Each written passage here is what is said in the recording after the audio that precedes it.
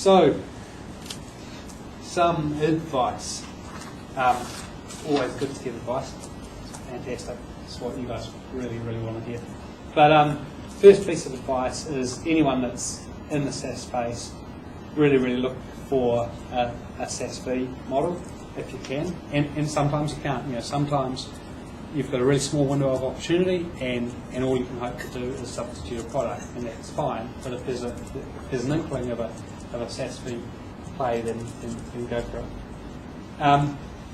User-centric design. At the end of the day, geeks have a tendency to think about the technology and be really technology-centric, but you're making tools that people need to use, and put yourself in the mind of that person.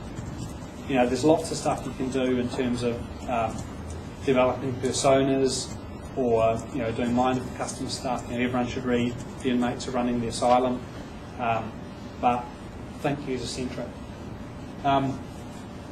Get advice. I mean, there's a reason that things like this incubator exist. There's a reason that there's a CDC. There's a reason there's a high growth program. Business people in New Zealand, whether they're technology or other businesses, tend to be quite introspective and think they know all about the business and not get help. But my contention is that it's very, very rare to find in one person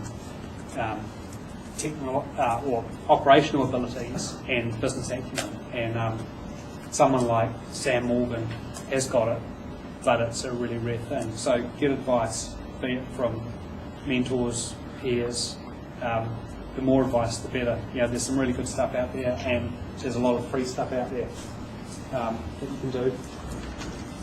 And the last little nugget is some stuff to really, really, really think about. And the first is you're offering geared for a community. What does whatever you do actually look like in a community? Think about the power of networks, be it the power of networks to be ambassadors or to be marketing teams for you, or the power of networks to add value to your product.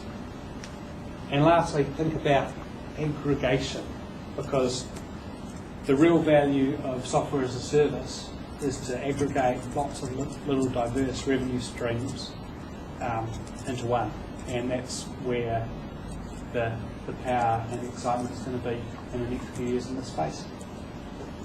So that's SaaS. Pretty much it. Any comments or questions? Well, if you're going to do Steve Jobs, then you've got to say one more thing. I'm going to say. What's your perception of the New Zealand investment market when it comes to understanding opportunities in SaaS? Go back a step. The New Zealand investment, just crap. I mean, like it's, If it's not a house, speechless. I mean, what can you say? Like we're just so backwards. Xero IPO'd, and I talk a lot about Xero because I watch Xero a lot. Xero IPO'd at $1 a share. The prospectus was that thick, and you see it a million times. This is a risky play. It's a 3-year play.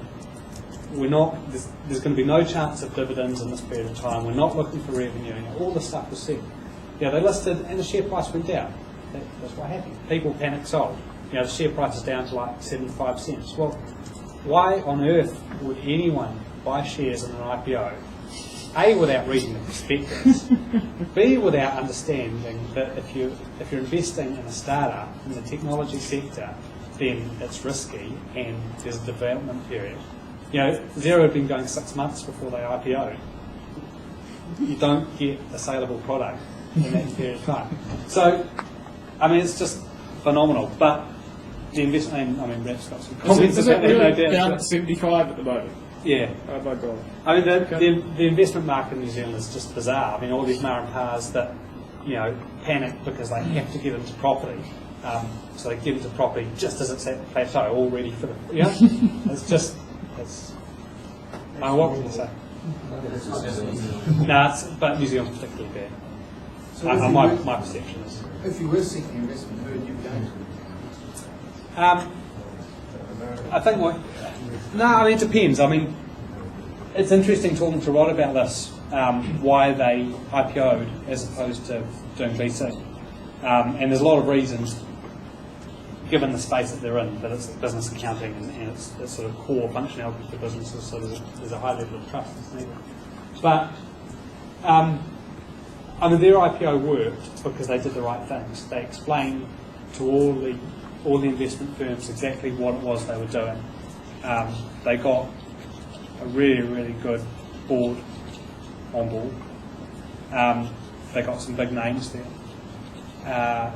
Their decision was to keep it a New Zealand company, and so their IPO was only ever geared for New Zealand. If you don't have that vision, then yeah, I mean, you know, list internationally. I guess there's some big costs involved with that, and there's some big risks for the business. But in terms of actually getting a more sophisticated investor, I'd contend that elsewhere is a good place to look. Yeah. Is it really advantageous in New Zealand to try to list your company as far as gathering investment, or could you do it privately just There's only a limited pool. I mean, if you look at the VCs that are working in New Zealand, there's not that many, and they talk quite a lot, but and they talk at conferences quite a lot. But whether they actually invest that much, I don't think they do. So, you know, like if you've got a VC knocking on the door that's got the cash and the cheque ready, then cool. But not that many people do. Yeah, I mean, IPO is not a thing to just take lightly. It's a big, expensive deal, and you've got to be pretty secure in your offering to actually go down the road. That'd be such a record, 6 months to IPO. That'd have to be a New Zealand record, surely. Yeah, it's pretty impressive. I mean, admittedly, they weren't looking for that much. I mean, $15 million is a fair chunk of change, but it's not astronomical. And it's really interesting, you know. I mean, if they had tried to do it 6 months later, you know, now there's just no way. They timed the market, well, whether they timed the market or whether they were lucky, they got away with it. And it was a saviour. Cool.